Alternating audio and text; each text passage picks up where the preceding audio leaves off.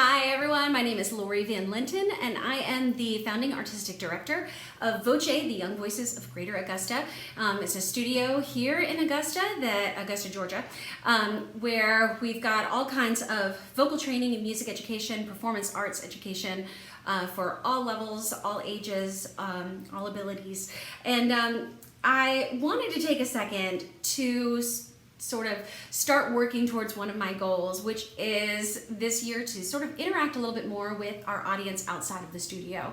It has been suggested to me that I post some videos and talk with you guys a little bit about what we do here, just so that way you can learn, even though you may not be in the studio, there are some things that you can learn about. This topic that I want us to discuss today is it's a conversation that I've had a lot recently with parents, especially with regards to the whole situation with Corona. The fact that we have not been able to have safe live lessons. Sorry, I'm sitting on a booster because I'm vertically challenged, so I'm trying not to fall off my piano bench.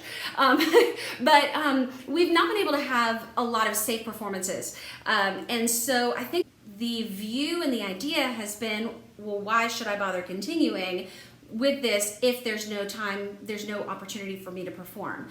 And for me, I've looked at it as this is the perfect opportunity for you to focus on your training. Performance is absolutely important, but good performances come with good training. And so today, what I want to talk with you about is how to pick your voice teacher and what you should look for in a voice teacher. I am completely going to give you my opinions based on my years of teaching, and in my opinion, there are 3 different types of voice teachers, and I have been and am all 3 of these to various students that are in my studio. And as long as you know what it is that you're looking for, and as long as you understand what you are needing to get out of your 45 minutes or an hour or whatever with the educator that's with you, then you should be good to go. But I think that there are times where people don't necessarily know what they should be getting out of a voice lesson. And so today I'm going to talk with you about the 3 different types of teachers based on my experience.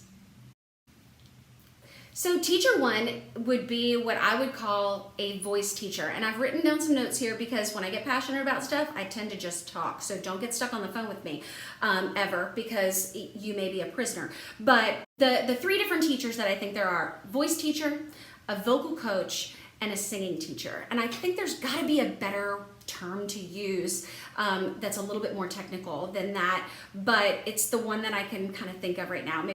So for me, teacher number 1, voice teacher, that is somebody I feel like who understands the mechanics of the voice, who understands the science of the voice, who knows truly how that functions, what's happening if you do this, how are the muscles being affected in that way. If you are standing because of this, if you adjust that, it will adjust these muscles, which will work towards, so I think of when I'm a voice teacher, I'm a technician as well. And I want to make sure that I can diagnose any issues that are going on and figure out, all right, I hear this, I see this, what do we need to do in order to fix this or teach you that? The technique and the science is not the same for all ages and for all genders. There are people who will specialize in young voices. There are people who will only teach high school or will only teach adults. And that's fine, as long as you know what it is that you want from that teacher, and the teacher that you're going to is equipped to work with your instrument. All right, you are your instrument. You get one voice, and it is a very delicate thing, and it's important that we learn how to use it properly. And so understanding the development, understanding the science, understanding all of the technical things about how that works is something important that a voice teacher should be able to do for you. I, as a voice teacher, structure my lessons in such a way that the exercises that we will do at the beginning are connected to the techniques that you need to learn. The exercises that you work on should pretty much be technique based. and working towards different aspects of singing. And so I will usually take the first X number of minutes, depending on the age of the person, how long they're with me, all of that. I've divided it up. I know what techniques I want us to work on for those specific students based on their goals, based on their abilities, things of that sort.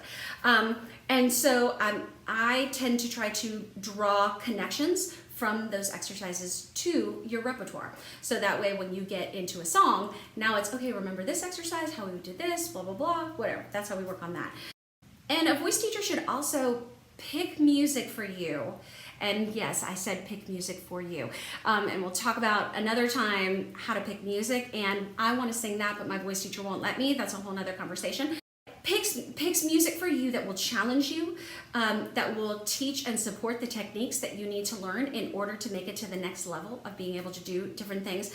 There are times where I will pick music for students that I would maybe say, you'll probably never want to play that role, or you may never play that role, but there is a technique that I want you to learn, and this is a great piece of music to help you learn how to do that. It doesn't always have to be about the song choice. It's about how you are taking that piece of music and teaching vocal techniques for the performance of that type of music. Right? So that's your voice teacher, and I would say in a quick-ish summary, that's what teacher number 1 is.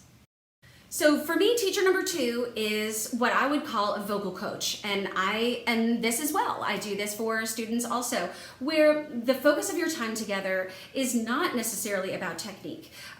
They maybe are not technicians. They maybe aren't the one that you would go to for the science of sound or for the mechanics of how your voice works, but you have an audition coming up and this person is a great performer, or this person helps create great performers, and so you want to take this piece of music and go to this person and have them help you prepare for an audition. That's what a vocal coach would do. I know that there are professionals who have voice teachers and vocal coaches because their purpose is different. And so when it comes to crafting a performance, that's what I call a vocal coaching session, where you come in and we are focused directly on that piece of music and how you can perform that piece of music. Maybe we'll get into some technique, but technique is not necessarily learned like this. It's learned over a long period of time. So for a long time, I would only do coachings for students that I was teaching privately because I knew that their technique was, that they had a foundation of that as well. So that really is what I think of myself as a vocal coach, what I do for students when they come in. It's working specifically on a piece of music for a specific event and not necessarily talking about how to technically get all of this stuff right, but more how to perform this for your audience. So the third teacher that would be sort of on my list of descriptions of the 3 different types of voice teachers would be somebody that I would call a singing teacher. And this may be not somebody necessarily who has a degree in music, maybe didn't go to school for it, maybe took some voice lessons, maybe took voice lessons, maybe didn't, who knows, but has a nice voice, enjoys singing, and you're thinking, oh, my kid would really like to have some voice lessons. I'm going to see if so-and-so will teach them how to sing. It's not focusing on technique, if it's not focusing on performance elements, those types of things, that's what I call singing teachers. And the type of child or type of adult even who needs that teacher might be if you are a parent of a child who is kind of shy, is not necessarily a person that gets involved and jumps in to various things, but you notice around the house that they sing all the time. That the singing teacher can help them to find their voice, can help them to instill a love of music in what they're doing, can help open their eyes to new genres of music. Maybe it doesn't necessarily matter if you are the best pop artist ever, but if that's what you want to sing, then that's fine. As long as there is an effort to make sure that no damage is being done in the process. And that's something that I'm a huge stickler about, is making sure that things are being done and taught in a very healthy way. A singing teacher is great for an adult who woke up one day and decided, I think I want to learn how to how to sing. I've had a few of those come in as well. So someone who can help instill the love of it, help you learn to develop your ear, help you navigate listening to the piano, how to learn a new song, those kinds of things, where it's really more focusing on just singing in your lesson. And again, a super important teacher for the right student. So kind of to sum it all up, 3 different teachers. You've got the voice teacher, the vocal coach, and the singing teacher. And some of you may see your teacher in all of those, or some of you may think, oh, I think that I have this one, but I might need to ask questions about that. Or we've never discussed that before. Maybe I should ask about that. Absolutely, you should. In my studio here, I make sure that, especially if I'm teaching children, minors, that parents know and understand what it is that I'm working on. They may not necessarily sit in on every lesson. And sometimes I think that that's important, is to have a closed lesson so that the student can grow without feeling like all the time they're being put on show. I also let them know, especially if they're going to hear some weird exercises, I promise that this is for a reason and this is what we're working on, and just know that this is what they're doing and why. And so if you're questioning your decisions, you at least know that that the weird sounds that your child is making are actually helpful for voice. I guess the most important thing that I can say to all of you right now is that even though we are not really able to perform the way that we have in the past, that doesn't mean that the training should stop. This is when you take the time, so that way you're ready when it does open back up, because when we do, hopefully we will explode, Broadway will be back, all of the things will happen, and we will be able to pick up hopefully right where we left off, and you want to be ready for it. But I also want to make sure that students understand what it is that they're paying for and what it is that they should be getting out of a lesson.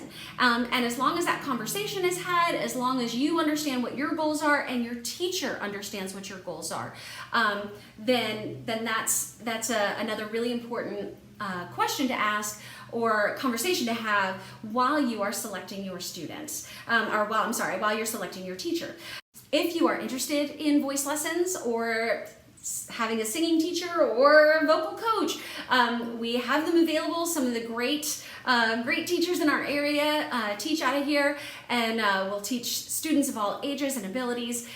If you are interested in having more of a conversation, I would love to chat with you more.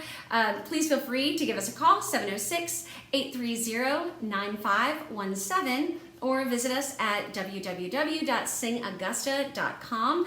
Happy New Year, and I look forward, hopefully, to seeing you on our channel and over our social media a lot in the near future. Bye.